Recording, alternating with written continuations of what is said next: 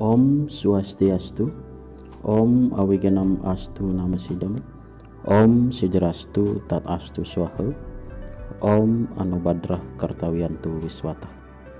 Sematon belajar agama Hindu punapi gatra, dumugi sematon sareng sami stada rahayu lan rahajeng atas wece ide yang widiwasa.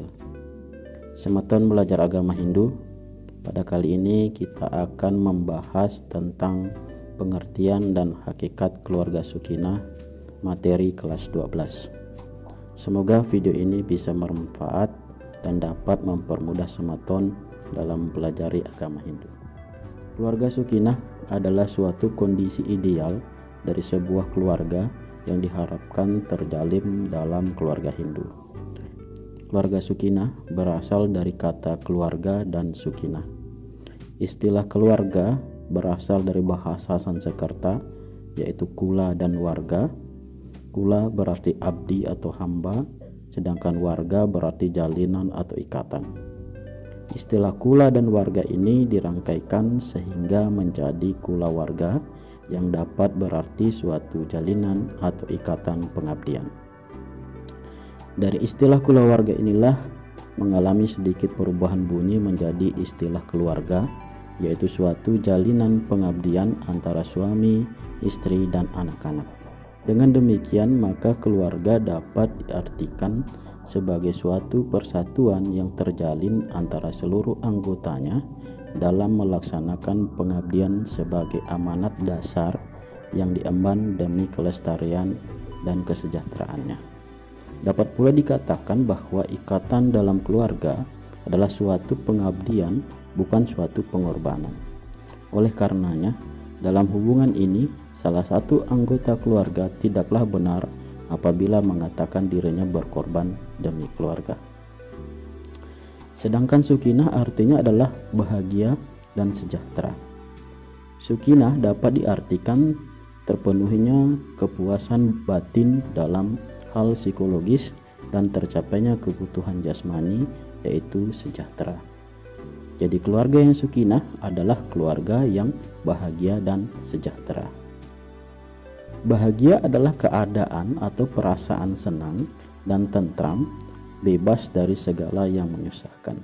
Dan sejahtera dapat diartikan sebagai rahayu lan rahajeng, yaitu keadaan sehat, selamat, terpenuhinya kebutuhan hidup yang meliputi boga, upaboga, dan pariboga. Keluarga Sukinah dapat pula diartikan terpenuhinya kebutuhan hidup jasmani dan rohani dalam suasana berkecukupan, selaras, serasi, dan seimbang sesuai dengan kewajibannya masing-masing. Terpenuhinya kebutuhan jasmani dan rohani diartikan sebagai perwujudan perasaan syukur dari keluarga.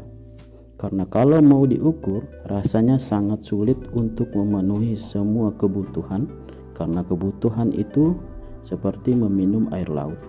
Semakin diminum, semakin menyebabkan haus. Semakin kita ingin memenuhi kebutuhan, semakin jauh dari rasa kepuasan itu. Jadi terpenuhinya kebutuhan ini diartikan sebagai keluarga yang selalu mensyukuri apa yang menjadi milik mereka, sehingga menciptakan perasaan yang senang dan tentram. Karena dengan bersyukur, maka kita akan merasa semua yang telah terpenuhi sesuai dengan kemampuan. Berikut adalah tolak ukur sebuah keluarga dikatakan Sukinah atau keluarga yang sejahtera dan bahagia menurut Hindu. Yang pertama adalah kecintaan. Salah satu indikator keluarga Sukinah adalah cinta, yaitu perasaan cinta dan mencintai dari setiap anggota keluarga kepada anggota keluarga yang lain.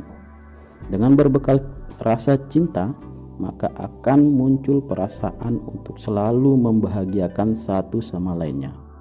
Perbuatan saling menjaga, saling melindungi, saling menguatkan, saling menyayangi, dan saling menerima kekurangan dan kelebihan dari setiap anggota keluarga. Kemudian yang kedua itu adalah kegembiraan, tidak menanggung papa atau dosa. Kegembiraan adalah salah satu indikator penting dalam menciptakan keharmonisan dalam keluarga. Dengan selalu menciptakan kegembiraan di dalam keluarga, maka setiap permasalahan akan mudah untuk diselesaikan. Karena kegembiraan akan menjauhkan pikiran dari perbuatan marah. Jika marah telah menguasai, maka permasalahan apapun tidak dapat terselesaikan, melainkan menambah permasalahan yang baru atau permasalahan akan semakin besar. Maka agar kegembiraan itu dapat diwujudkan, maka perangilah kemarahan. Karena dengan kegembiraan akan menjauhkan hidup dari perbuatan-perbuatan yang mendatangkan dosa atau papa. Yang ketiga adalah kepuasan. Kepuasan dapat terwujud apabila selalu bersyukur terhadap apa dan bagaimanapun keadaan keluarga. Bersyukur berlawanan dengan iri hati. Jika selalu membandingkan apa yang dimiliki dengan orang lain, maka akan menimbulkan perasaan yang serba kekurangan dan dapat menimbulkan rasa iri hati dan tidak bersyukur. Jadi, berhenti membandingkan diri dengan orang lain dalam hal material. Karena kebahagiaan tidak dapat diukur dengan kekayaan dan harta benda, melainkan kebahagiaan dapat diwujudkan dengan mensyukuri apa dan bagaimanapun keadaan kita sekarang ini. Menurut Chanakya Niti Sastra, ada 3 hal yang harus kita syukuri dalam hidup ini. Yang pertama adalah bersyukur terhadap harta yang diperoleh sesuai dharma yang akan membangun keluarga bahagia. Yang kedua adalah bersyukur terhadap makanan yang telah disiapkan dalam keluarga.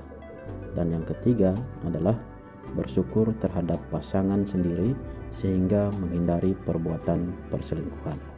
Kemudian tolak ukur keluarga Sukinah yang keempat itu adalah kedamaian.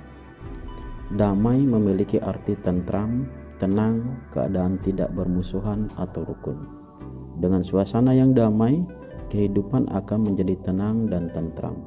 Perasaan damai bisa didapatkan dengan melatih diri dan pikiran untuk berpikir lebih positif, memberikan prasangka baik, dan berusaha memberikan segala sesuatu dengan maksimal.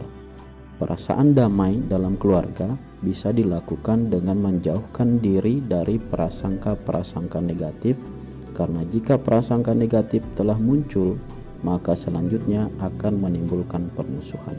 Dan bila terjadi permusuhan, maka akan sulit untuk menemukan perasaan tenang dan rukun. Maka selalulah berpikir positif agar suasana kedamaian selalu tercipta. Kemudian yang kelima adalah ketentraman. Ketentraman adalah ketenangan hati dan pikiran serta perasaan aman.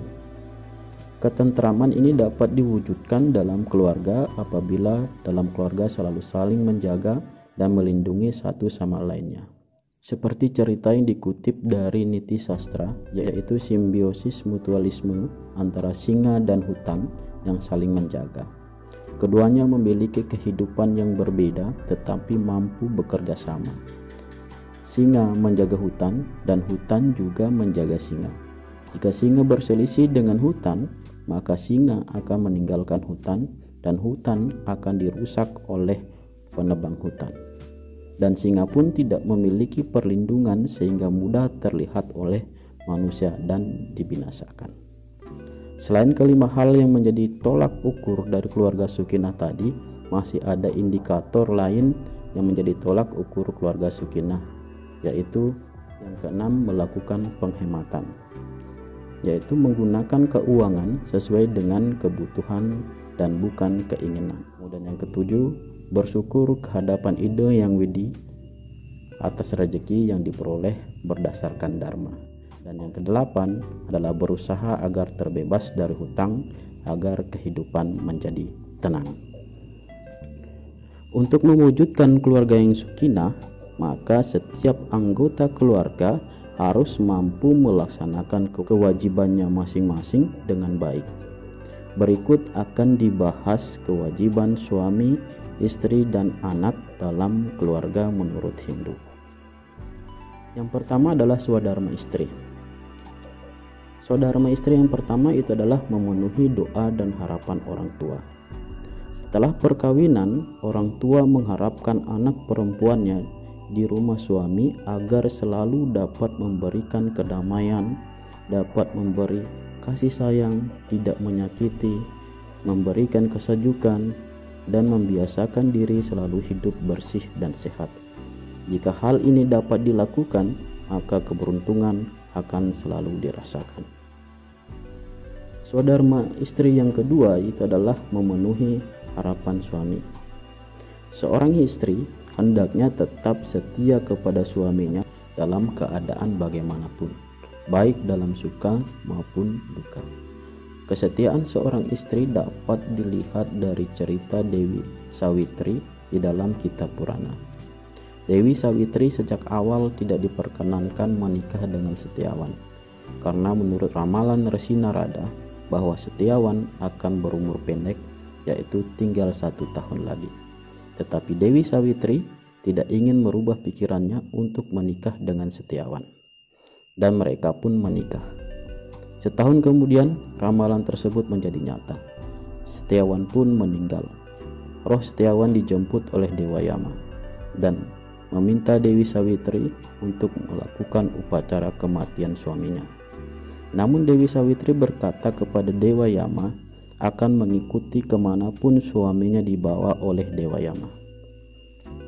Dewa Yama akan memberikan anugerah 100 anak yang berumur panjang dan dengan kerajaan yang tentram Kertaraharja, Gemah Ripah Loh Jinawi, apabila Dewi Sawitri tidak lagi mengikuti suaminya. Namun tetap saja Dewi Sawitri menunjukkan kesetiaannya kepada suaminya.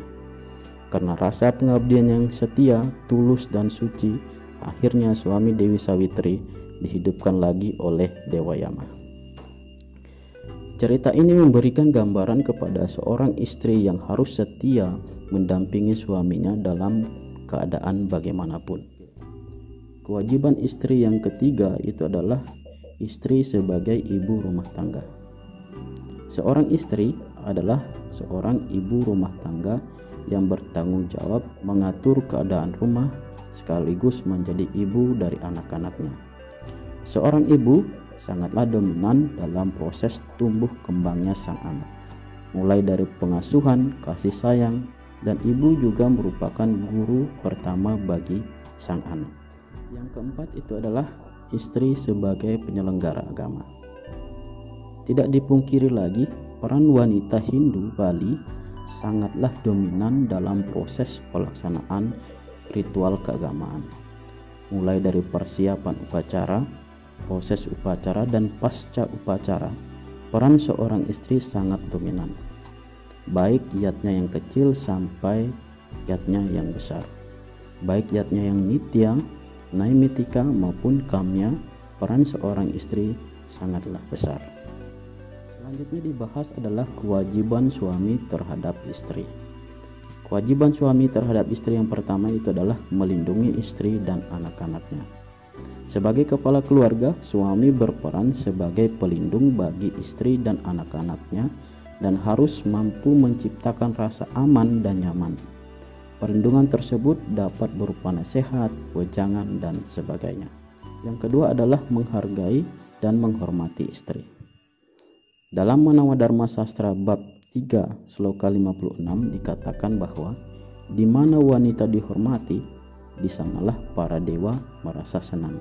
Tetapi di mana mereka tidak dihormati, tidak ada upacara suci apapun yang akan berpahala. Sloka ini menuntun para suami harus menghargai seorang istri karena suka dan duka seorang istri dapat mempengaruhi keadaan dalam rumah tangga. Jadi hargailah istri agar mereka bahagia sehingga para dewa melimpahkan anugerahnya kepada keluarga. Yang ketiga adalah memelihara kesucian istri dan keturunannya. Seorang suami harus menjaga kesucian hati istri dan anak-anaknya dengan cara mengarahkannya ke hal-hal yang positif dan menuntunnya untuk melaksanakan ajaran agama dengan baik sehingga menciptakan ketenangan dan kedamaian hati istri dan anak. Yang keempat adalah suami wajib memberikan harta kepada istri untuk keperluan rumah tangga dan kegiatan keagamaan. Seorang suami merupakan kepala keluarga yang berkewajiban untuk mencari harta atau uang yang bisa digunakan untuk memenuhi kebutuhan hidup keluarga. Dan dalam hal ini manajemen keuangan diserahkan kepada istri sepenuhnya untuk mempergunakan uang tersebut untuk memenuhi kebutuhan keluarga maupun untuk kegiatan upacara keagamaan. Selanjutnya akan dibahas adalah swadharma seorang ayah terhadap anaknya. Kewajiban seorang ayah dapat dilihat dalam Sloka Sarasa Mukcaya Sloka 242 yang mengatakan bahwa kewajiban seorang ayah adalah yang pertama itu adalah anandata. Artinya seorang ayah harus mampu memberikan makanan kepada anak-anaknya. Yang kedua, pranandata. Artinya seorang ayah harus mampu mendidik karakter atau jiwa dari sang anak. Kemudian yang ketiga adalah sarirakarta. Artinya seorang ayah harus mampu mengupayakan kesehatan jasmani dari anak-anaknya. Kewajiban seorang ayah terhadap anak juga disebutkan dalam Niti Sastra bab 8 Sloka 3, yaitu yang pertama, matulung urip likalaning bayu. Artinya menyelamatkan keluarga pada saat bahaya. Yang kedua, nitya maweh binojana. Artinya selalu mengusahakan makanan yang sehat. Yang ketiga, mangu padiaya. Artinya memberikan ilmu pengetahuan kepada anak. Yang keempat, anyangaskara. Artinya menyucikan atau membina mental spiritual anak. Dan yang terakhir, yang kelima adalah sang Ahmed Waken, artinya sebagai penyebab lahirnya sang anak. Selanjutnya akan dibahas adalah swadharma anak terhadap orang tua. Seorang anak berkewajiban untuk menjadi anak yang suputra, yaitu seorang anak yang berbakti terhadap orang tua dan menjadi penyelamat roh orang tuanya dari neraka. Kewajiban seorang anak terhadap orang tua merupakan membalas semua kebaikan orang tua pada saat mereka masih kecil. Dahulu orang tua yang menjaga, memberikan makanan, memelihara kesehatan, dan melakukan upacara manusiatnya kepada anak-anaknya, maka pada saat sang anak telah beranjak dewasa dan telah mampu, maka hendaknya seorang anak harus menjaga, memberikan makanan, melindungi, menjaga kesehatannya, dan melakukan upacara pitrayatnya pada saat mereka telah meninggal. Demikian swadharma anak kepada orang tuanya. Selanjutnya akan dijelaskan yaitu pahala bagi anak-anak yang berbakti kepada orang tuanya. Dalam arti luas, anak yang berbakti kepada orang tuanya berarti berbuat sesuatu yang baik terhadap sesama manusia, masyarakat, bangsa, dan negara serta lingkungan alam sekitar manusia. Sedangkan dalam arti sempit, anak-anak yang berbakti kepada orang tuanya dapat diartikan anak yang dengan sungguh-sungguh melaksanakan petuah dan petunjuk-petunjuk dari orang tuanya. Berikut adalah pahala seorang anak yang berbakti kepada orang tuanya yang dijelaskan dalam Sarasa Mukcaya Sloka 250. Yang pertama itulah kirti, berarti orang yang berbakti kepada orang tuanya akan senantiasa dilimpahkan berbagai pujian dalam setiap tindakannya, pujian atas segala kebaikan yang dilakukan. Yang kedua adalah ayusa, berarti orang yang berbakti kepada orang tuanya akan senantiasa dilimpahkan rezeki dan kemakmuran dalam hidupnya. Keberuntungan akan senantiasa menyertai. Sedangkan orang yang tidak berbakti, maka kesialan akan senantiasa menyertainya. Yang ketiga adalah bala.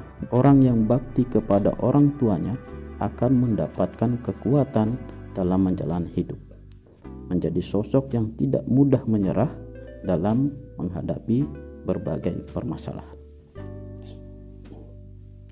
Yang keempat atau yang terakhir itu adalah yasa patinggal rahayu, berarti orang yang bakti kepada orang tua maka ia akan banyak meninggalkan jasa dalam hidupnya. Terutama ia akan mendapatkan keturunan-keturunan yang seputra. Demikian penjelasan pada video kali ini. Semoga bermanfaat. Om Santi Santi Santi Om.